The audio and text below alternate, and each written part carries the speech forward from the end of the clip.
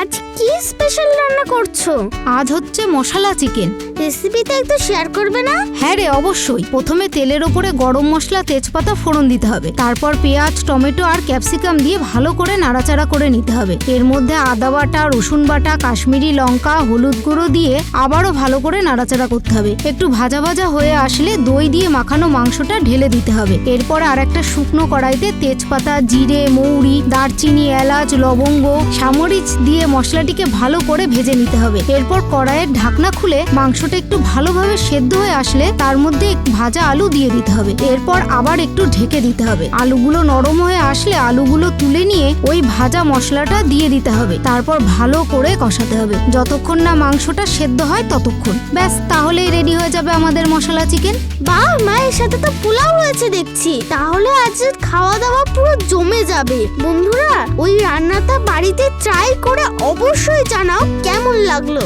মধ্যবিত্তের বাড়ি ভালো লাগলে অবশ্যই লাইক, শেয়ার ও সাবস্ক্রাইব করতে ভুলো না কিন্তু। দেখা হচ্ছে পরের এপিসোডে। Bye bye.